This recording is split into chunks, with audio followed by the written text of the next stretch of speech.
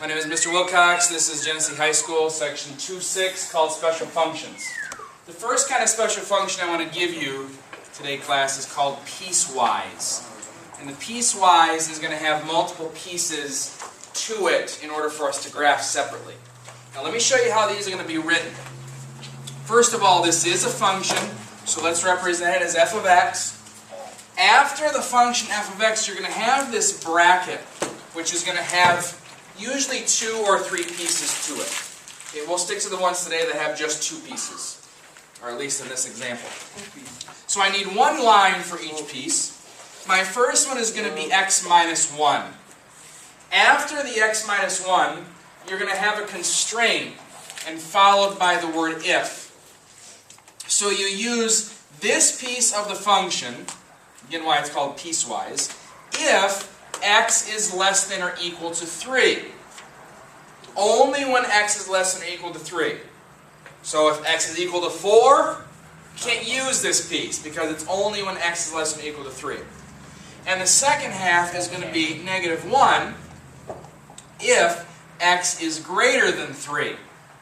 So those are my 2 pieces in this piecewise function. So, what does it look like? What does it do? How is it different? Let's put these 2 pieces on the graph, which represents my same f of x. Okay. Now, for the top line, I'm only talking about the values. Okay? Let's put some tick marks here. 1, 2, 3, 4, 5. 1, 2, 3, 4, 5. 2, 3, 4, 5. Up, down, and left and right. Question? So would the slope be 3 over 1 and then the y-axis would be negative 1? The slope is going to be 1 over 1 because it's like y. Okay, remember, f of x is the same as y. So it's y equals mx plus b. Yeah, I don't get it. Okay, so these are going to be lines. Okay? Y equals mx plus b is the general form. Okay, this is what they're going to look like. F of x and y are the same, right? So it's y equals mx plus b. So my b value is negative 1. Okay, so let's go down 1. We're going to put a point. Okay. What's my slope? What's my slope? It's probably going to be 1x. It's going to be 1, right? Just 1, or 1 over 1. So from here, let's go up 1 over 1 and put a point. Let's do it again. Up 1 over 1 and put a point. Alright, so there's my line. But I only use this line for all of the values that are less than 3. Right? Here's 3 right here. Which way is less? Is it left or is it right? It's left, right? Less means left. So I want this line only up to this point at 3. And by the way, this is less than or equal to. So that's going to be, I can go one more time at 3 and I can put a closed bubble there and I can draw my line downwards with an arrow.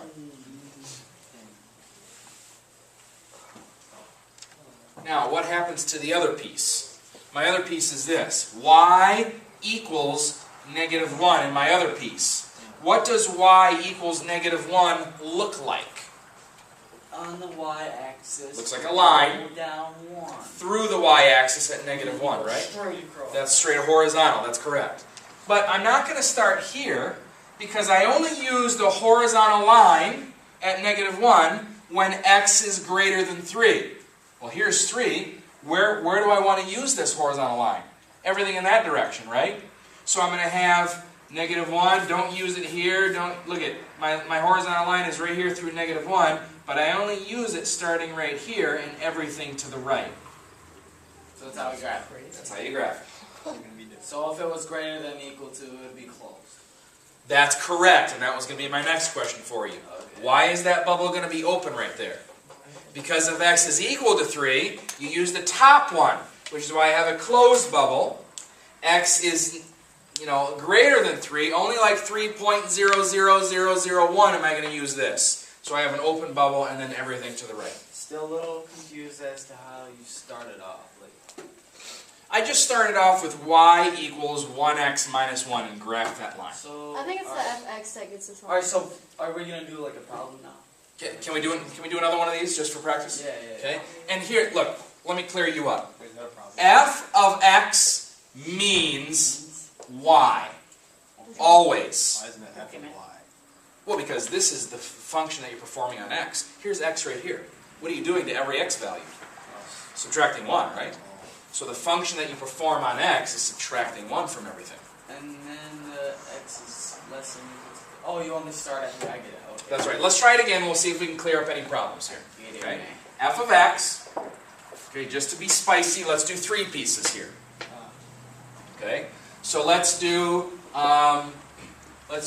negative x plus 4 if x is less than negative 1. Okay? Let's do 3 if negative 1 is less than or equal to x is less than or equal to 1. And I'll explain that in just a second. And let's do 2x minus 2 if x is greater than 1. Oh, I already get it.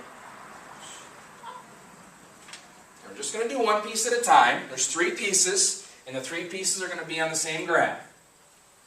Alright, so let's do 1, 2, 3, 4, 5, 1, 2, 3, 4, 5, 5 in each direction. And I'll give you graph paper for tonight's homework. It'll help keep it clean.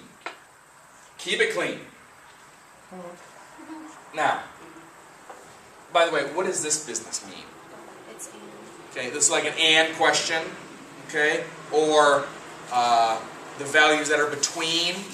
So everything in between negative 1 and positive 1 for this middle piece, this is all the x values that are between negative 1 and positive 1. I use that function 3. Okay, so here's what I can do just to make it a little bit more clear. I'm going to put a dotted line through negative 1. Okay, I'm going to put a dotted line through positive 1. You don't have to do this, I'm just doing it to show you, because it's easy to see. Now those are my boundaries. Those are my, what the book calls a constraint. Okay, here's the left side. This is everything less than negative 1. The middle part is for everything in between negative 1 and positive 1. And this is everything greater than 1. So this is the top function, this is my middle function, and this is the one that goes on the bottom. Does that make sense to you? Yeah. What's up? But is it kind of the same thing where you, on those number lines, where you have to shade it in the middle of the 1 and the negative 1? Sort of, yeah. And then close that. Sort of, but this is just meaning use the x values between negative 1 and 1 for that function right there. And this one might be the easiest one to do, and let's do that. Okay? What does y equals 3 look like? Well, look over here. What did y equals negative 1 look like? Up 3 and A horizontal line through negative 1, right? Y equals 3 looks like a horizontal line at 3. And I only use this horizontal line between negative 1 and 1. Are my bubbles here going to be closed or open? Closed. They're going to be closed. So, I'm going to have a horizontal line through 3 with closed bubbles on the ends. And that's going to be my middle piece right there. So I got 1 out of 3 down so far. Does that make sense? Are we going to have to do, like, solving before? Solving. It's going to be right now. It's going to be written out. You're going to get a function, you got to graph it. Done. That's all? That's Do you it. have any off the graph to do? Like, just find out on the graph what... Oh yeah, that's my next problem. I give you a graph, we got to write the function. It's actually easier. So we don't have anything that we have, like, 3y equals 2x minus 9. 3y equals 2x minus... No, I'm not going to make it all That's crazy what I was for you. thinking. Yeah. Now, let's do the top piece, which is everything for the x values less than negative 1, is all this space over here. What does it look like?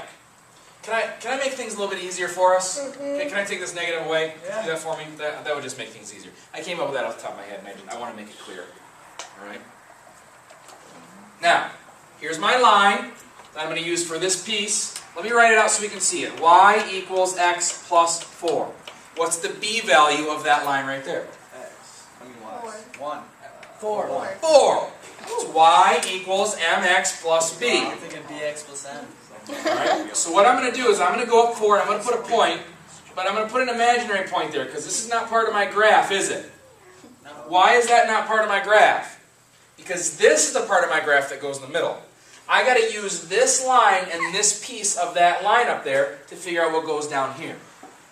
Now what is the slope of this line? What is the slope of that line? Or up 1 over 1. Up 1 over 1, right? But I want to figure out what's over here. So from here I go up 1 over 1, Up 1 over 1's taking me up in this direction. So can I go down 1 over 1? Yeah. Down 1 over 1 takes me here. Yeah. Down 1 over 1 takes me there. Okay, this is my line over on the left-hand side. I'm just continuing the line in both directions to see what pieces I need. Okay, so I really should have this down 1 over 1. Okay, it's all this down here like this. Why would it So go? is this going to be a parallelogram? I don't think so. Alright, never mind now. I'm looking at 2x Why minus wouldn't it go up? It's positive. It is going up. Oh. So wait. 2x minus 2, what are we going to do that? That goes for all the x values greater than 1. That goes for everything over here on the right. Yeah. See, here's 1, right? This is my point 1. My line 1 is everything over there. So this is like the line y equals mx plus b. Okay? What's the b value? Negative 2. So we go down. I put a little imaginary point there. That's where we're going to be thinking, but that's not part of our graph. Right? What's the slope? Up 2 over 1. Okay, up 2 over 1. So I go up 2 over 1, takes me here. Okay. I should have an open bubble right there. Up 2 over 1, put a point. Up 2 over 1, put a point. So it's everything right here. That's what my piecewise function looks like.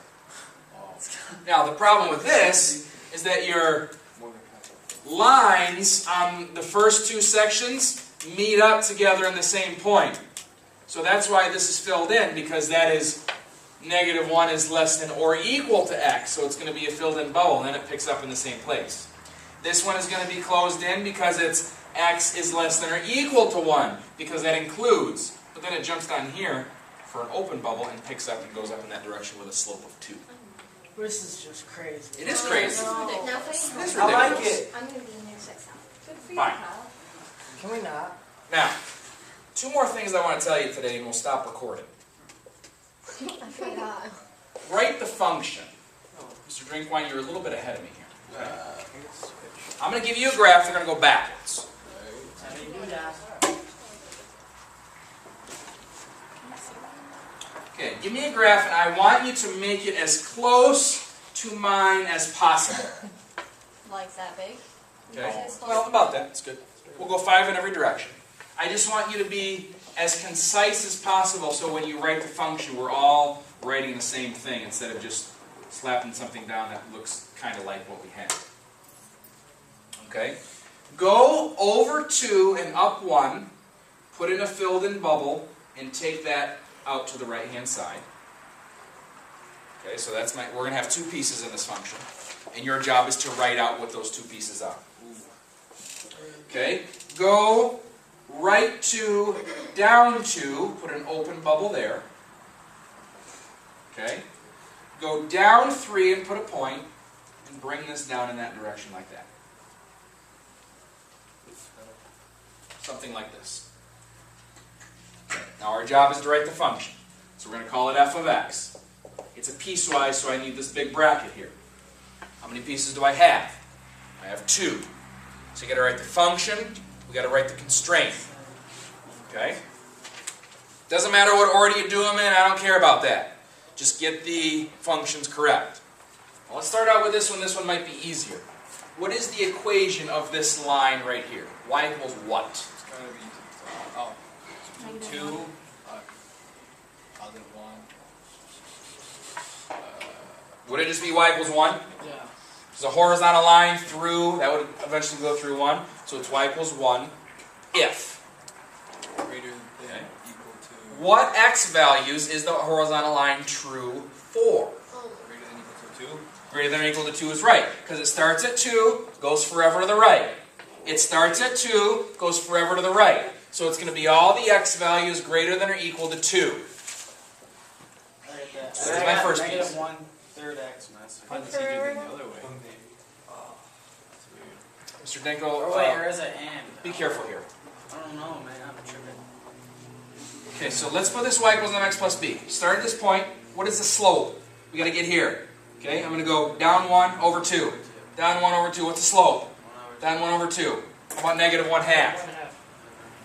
X plus, what's the b value of that line? It's minus 3. What's the b value of that line right there? 2. Oh. Negative 2. 1, 2, 3.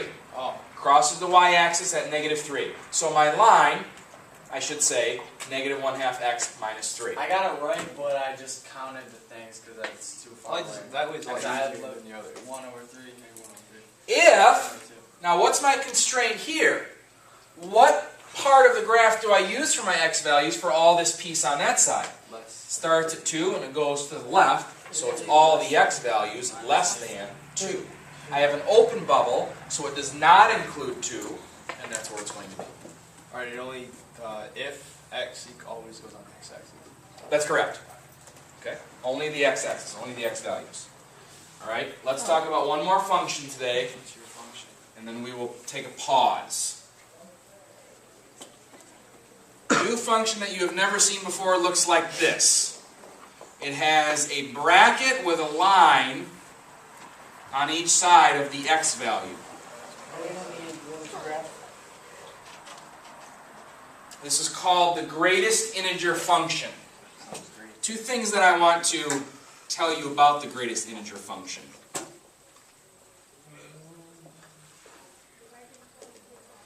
It is also called the rounding down function, or that's what I call it. You are always, no matter what, going to round down to get the number. So if I give you 2.2, round down to 2, right? If I give you 2.8, round down to 2. I could give you 2.9999, and it rounds down to 2. Does that make sense to you? Yeah. Always round down. I could give you pi. What would it be? 3. 3. You round from 3.14, rounds down to 3. I could give you negative 6.5. Negative 6. Okay, round down. Negative 6.5, round down. And then go to negative 7. Oh, it'd be positive. Negative 5, right? Negative 6 point, look at it. Negative 6.5, Negative, yeah. I'm still writing this stuff down. round down. Yeah. What is the number less than negative 6.5? Isn't that negative 7? Okay. We'll put a couple up here. We said like the greatest integer of pi, we said was 3. Okay. How about the greatest integer of negative pi? Negative 3.14. Round down. Negative 4. Negative 4. Okay, you see the idea? Alright? You're always going to round down no matter what. I can give you like a fraction. Okay, like negative 6 and 99/100ths. Round down. What? 6. Negative 7 is right. Okay? So let's put this on a graph and see what it looks like. It's a special function. All could be called a piecewise. It has various pieces to it. Alright? So give me like 3 tick marks in each direction so we can be clear about this. Okay? So let's just plot a few points. What is the greatest integer of 0? 0. So I can plot and I can start right here at the origin. Now all these numbers, 0.1 rounds down to 0. 0.2 rounds down to 0. Right? 0.9 rounds down to 0. 0.9999 rounds down to 0, right? So all these numbers are going to stay at 0. And I'm going to have an open bubble at 1. Because what happens when you get to 1? Is it going to jump up to 1? So that's going to jump up here. Go the other way. Keep going. Now what is 1.1 round to? 1. So this is 1.1, goes to 1. 1.2 goes to 1. 1.3, 1.4, all these points are all going to round down to 1 until you get to 2. 2, regular 2, rounds to 2. So this is going to jump up to 2. And guess what about 2.1 and 2.2 and 2.3 and 2.4? They all round down to 2. It's a step function, that's right. And this is going to be the same in the other direction. Step. There, jump down, step, there, jump down, open, step, there. That's what the greatest integer of x is going to look like. Now, So this what is, if it was 2x, so you'd have to go up to every one of them? yeah, that's correct. But we'll do that later, okay? So how is this in real life? Write this down. Dr. Thomas charges $80 per hour or every fraction thereof. So if you go for an hour and a half, guess what? Guess what? What? How much is he going to charge you for? He's going to charge you for 2 hours because you're going an hour and a half. If you go for 1 hour and 1 minute, guess what? He's going to charge you for 2 hours. Yeah, Right? It's kind of like you talk on a cell phone if you're on minutes, the minute plan. If you talk for 5 minutes and 1 second, guess what? Your cell phone plan is going to charge you for 6 minutes. Am I right? Yep. So they're always going to round up, technically. All right? So Dr. Thomas charges $80 an hour or every fraction thereof. Graph it. Okay? Now, what is the first point that we know here? If you go to Dr. Thomas for some psychological counseling for 0 minutes, you're not going to be charged anything, am I right? So we can start here at 0, 0. It'll be 80 and 1. But if you go for some psychological counseling for 1 minute, he's going to charge you for 1 hour. If you go for 59 minutes, he's going to charge you for 1 hour. So everything after this is going to jump up to $80 all the way to 1 hour. Down here is my hours. Okay, so this is going to be $80, $80, $80, $80, all the way up to 1 hour. Now what happens after 1 hour? Charge you for 2. You're going to charge for 2 hours, which means he's going to charge you $160. So this is going to be an open bubble. All the way to 2. Okay, all the way down to 2 hours. He's going to charge you for 2 hours, for 2 hours, for 2 hours, all the way up to 2 hours. Don't go over 2 hours because then what? He's going to charge you for 3. You're going to get charged $240. Or your insurance is going to get charged for $240. Hope you have good insurance. So that's what it's going to look like. Thanks for watching.